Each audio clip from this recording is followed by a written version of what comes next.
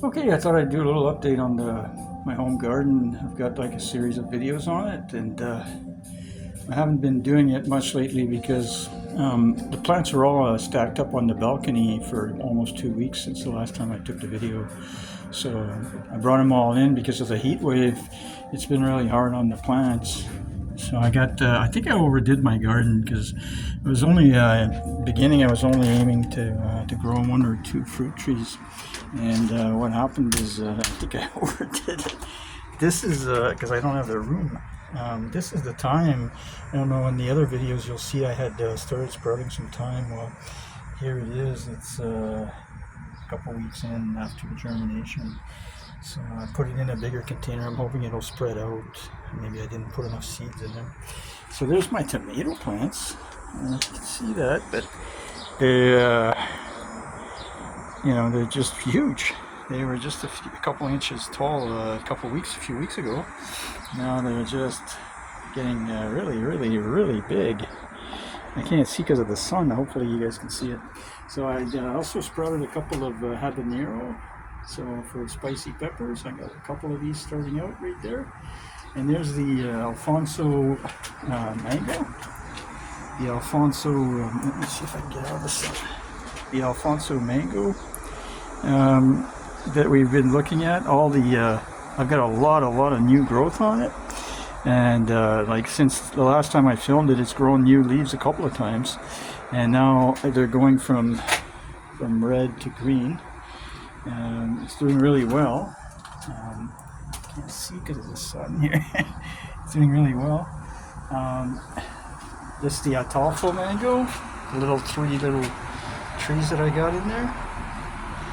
I got 1, 2, as you can see there. 1, 2, 3. It's not very big and it's slow growing. And there's my Tommy Atkins. It's grown a lot since the last time I showed it. And this is the other Alphonso mango, which has grown considerably. Hopefully you guys can see that. I can't see anything because of the sun. This is the other Alphonso mango, the one that's not doing so great, but it's continuing to grow. And I got a couple of Brussels sprout plants. I got 2 of them in that 1 5-gallon bucket. Not growing very fast, but so that's I took everything else in because of the heat wave. It's over 100 degrees Fahrenheit with the humidex. It's very hot for the plants. They're just wilting away. And so let's have a look at these ones. What I got here is I got my this is my another Brussels sprout plant, and this is my clementine or mandarin plant, which has grown considerably. Something's eating at it, but because it was outside for 2 weeks. And this is my little lemon tree plant that I started from seed, and it's finally starting to get. It's actually bigger than the orange tree now. The orange. So, and those are my. There's the aloe vera. It hasn't grown much. So this is one of my bell pepper plants. It's quite tall. As soon as the sun hits, it just wilts away. I don't think these things are made for full sun, right?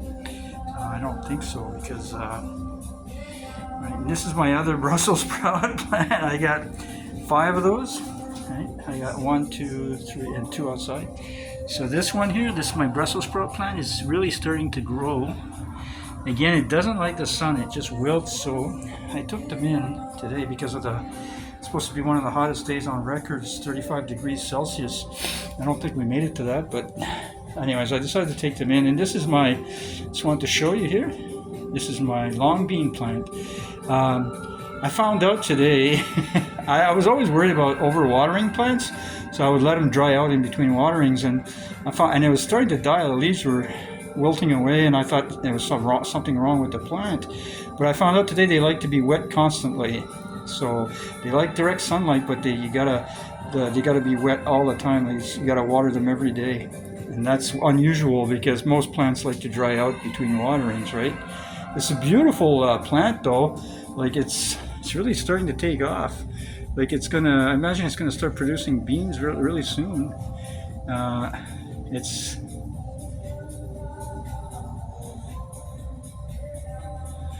Yeah, so it's a really nice plant. I love it. It's just I built this trellis like custom made. I went to the dollar store and $7 or $8 worth of bamboo and whatever I could get my hands on, and I built this thing. And I ended up having to put it did help with the fungus gnats. If you guys watched the previous videos in the list there, in the playlist, this is another bell pepper plant. I just threw it in there with. There used to be two, but I removed one because it was. I guess these long beans. Sometimes they call yard long beans. They need a lot of water. I'm really surprised about that. Like, it's just yeah. When I lived in Nicaragua, I rented a villa, and there was these long beans growing on a fence, and I ended up trying them out, and they were really good. So I thought maybe I'll grow some. Here's my miniature. What's it called? Cavendish. Sorry about that. It's a miniature Cavendish tree. It's a miniature dwarf Cavendish tree, and it's not supposed to get any taller than 2 feet, but it's getting really big. I don't know if you can see it here. This little sucker on the side, this getting really big. It's probably taking a lot of the energy from the mother plant. But these plants, once they get to be 2 feet high, they produce bananas, and then they die after they produce the bananas, right?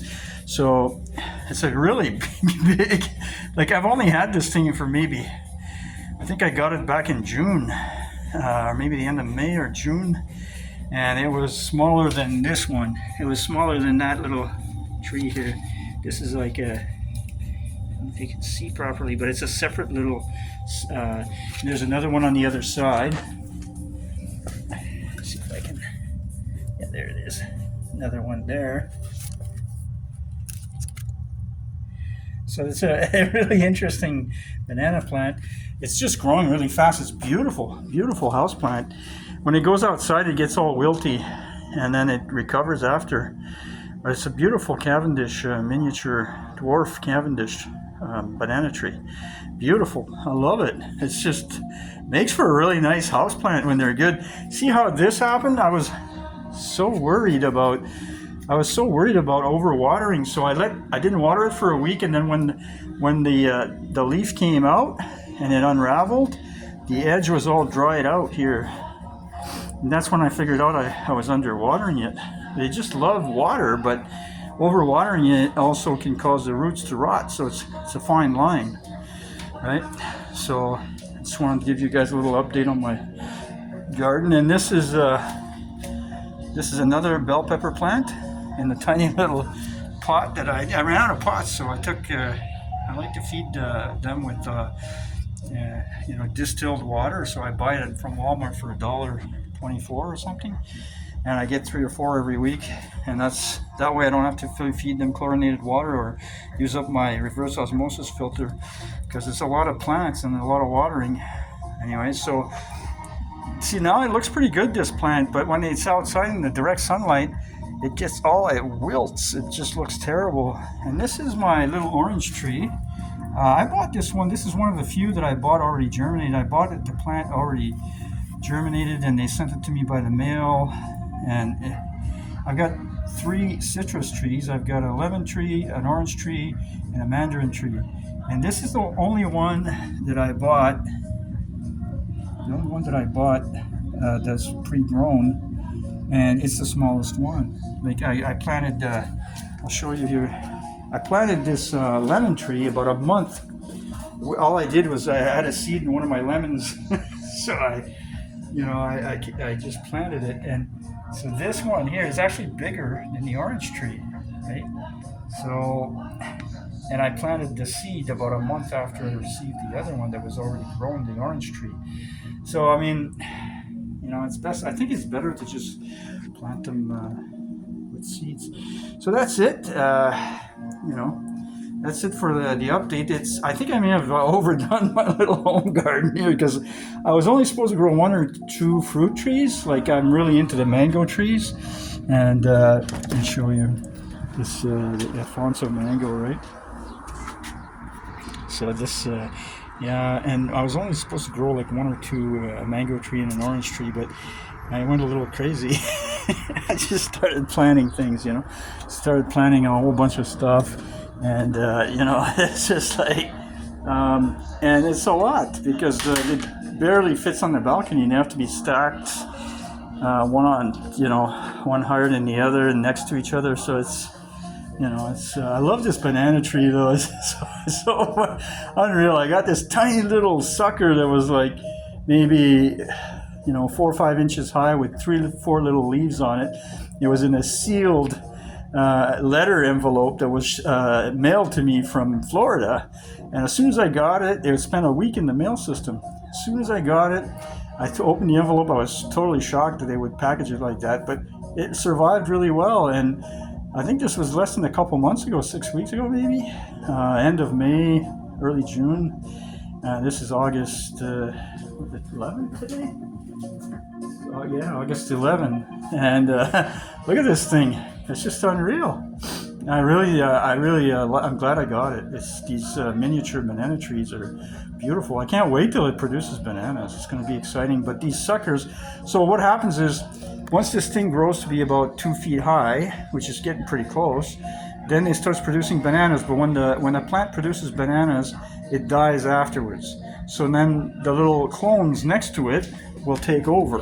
But usually you have to either cut down the mother. You just cut down the mother, and because it's going to die anyway after it's finished producing the bananas, and then the suckers, the little clones, will take over and start growing and having their own bananas. So because there's no seeds in Cavendish bananas, and they reproduce by producing clones. So it's kind of cool.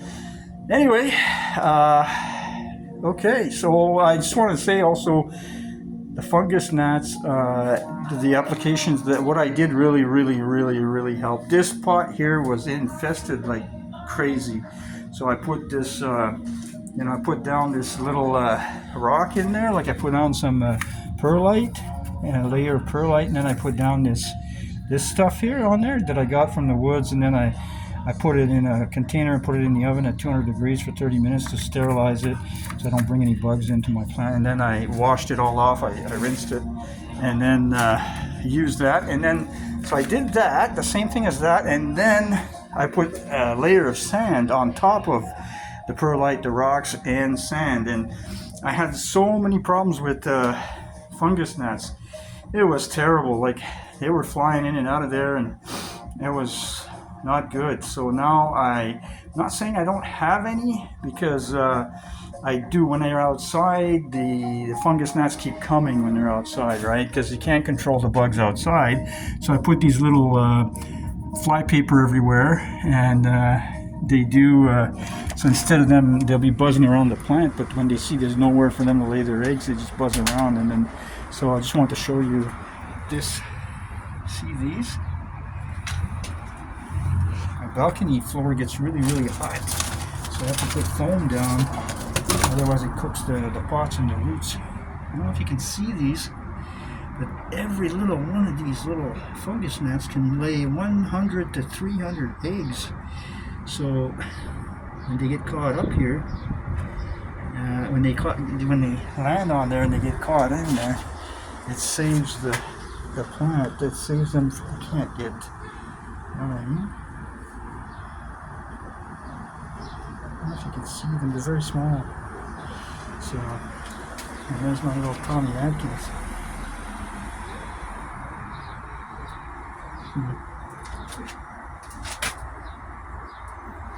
It's getting taller, but it's very small. It's quite old.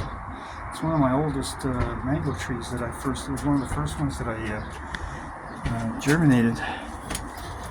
Anyway, so that's it.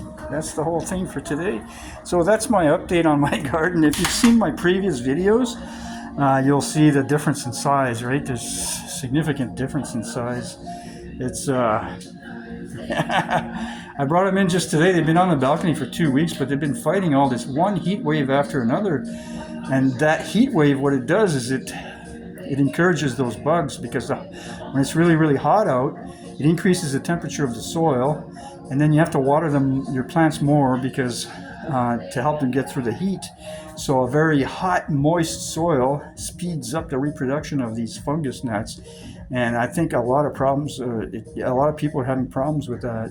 So the topping, I'm not saying I don't have any more bugs. I still see one once in a while and out in the balcony. Well, it's outside. There's bugs outside. You can't stop them. You can stop them from laying their eggs, though, because now this is not organic material. This is not topsoil. So sand is not organic. The eggs need to feed on decomposing organic material. So once you cover up your plants, they can't get in to lay their eggs anymore. But I'm finding that multiple layers helps, like a layer of perlite, a layer of gravel, and then about a 1/2 inch of sand on top of that, and that works. But I still see a few sometimes trying to walk around on there looking for the soil. I'm just kind of paranoid, because when I did have a problem, all my plants were acting weird. They weren't growing very fast, and except for the banana tree and the Alphonso mango, that one it's outgrowing it. Those two are outgrowing everything. And look at the size of this bell pepper plant. It's just unreal. It's like 2 feet tall. I planted that from seed like about a month ago. Like I said in my other video, like I was chopping up some bell peppers to add to my stir fry, and I decided, I've got this little container full of moist topsoil, tiny little container like this here, very small container. And then I thought, I'll just throw all the seeds in there instead of throwing them in the garbage. And then I put a transparent lid on it, and I put it by the sunny window. And then I just kind of looked at it a couple days later, and I was really shocked. I had like 50, or I had a whole bunch of pepper plants. So I thought, wow. I was kind of surprised, because a couple days, and that tomato plant here, that thing is young. Those two plants are, like, if you look at my previous videos, which are dated, you'll see that just a couple of weeks ago, those were just 2-3 inches high. Like I guess they really love the hot sun. They just really do. They look a little wilty right now, but because of the heat, but they just, these tomato plants. I've never grown tomato. None of these plants I've ever grown before. I've never grown mango trees. I've never grown banana trees, tomatoes, bell peppers, Brussels sprouts, thyme. I've never grown any of these before. So it's all very experimental to me, but the thing is that no, I think I have too many. Like, I have a small place, right? And this is my only window right here. Well, I got one in the bedroom too, but so these plants are just doing better than expected, and they've gotten so big I just don't have any room for them anymore, and they're going to get bigger, right? So I love them, though. They just keep my mind off the stress, and it's a really great hobby, really nice for gardening. I love it. It's absolutely fantastic. So there's the update, so you guys get to see the plants as they grow bigger. I don't know if anybody's watching, because I don't get a lot of hits, but that's all right. Well, I love it. I'm just starting out posting videos on YouTube. I'm in the process of, in a few days, I'm going to release another video concerning Canada, the economy, immigration or migrants, and we're having a lot of, it's not related to this, but we're having a lot of illegal immigrants coming into the country and seeking asylum. So, and our government's giving them $7,000 a month and we have homeless people in Canada. They don't even help those people. So I'm just going to do a little video about that, and I'm not looking forward to it, because it's going to be very, like, I'm digging through all the research and the numbers right now, and it's going to be a little, it's negative. I really enjoy doing these short videos about gardening, but I find that talking about digging up numbers, it's very enraging, because the government's not really telling us the whole story. They're saying 395,000 immigrants are expected for 2025. What the reality and the truth is well over 2 million, and it was the same last year. So it's getting hard to find a job, and unemployment rate's been higher than it's ever been in Ontario. It's almost 8% right now, and these people just keep coming in. We're getting 500,000 applications for asylum every 3 months. That's our government's gone insane. They're not helping Canadians, but they're handing out billions and billions of dollars to these people that I've never paid a dime in taxes, and $7,000 a month, and it's tax free. I mean, I wish I could get that. Nobody would say no to it, so you can't blame the migrants. If somebody offers you $7,000 a month, you're going to say no? Nobody would. It's our government that's the problem. Anyway, there you go. Thanks for listening, and stay tuned. I'm going to keep updating the garden to see maybe someday I'll actually get some yard-long beans growing on this thing. Maybe it'd be cool when the bananas come out. It'll be a while, probably another month or two. It's supposed to be a 9-month cycle in the natural environment climate. It's about a 9-month cycle. The plant grows really big, really fast, grows bananas, and then dies, and then the clones take over and start over the process. The process starts over. So I'm looking forward to it, but I mean, it's supposed to be only a 2-foot tall banana tree, and it's already over a foot. Another month or two, I'm thinking bananas are coming. We'll see. All right. Thanks for listening. You guys. Okay. Have a good night.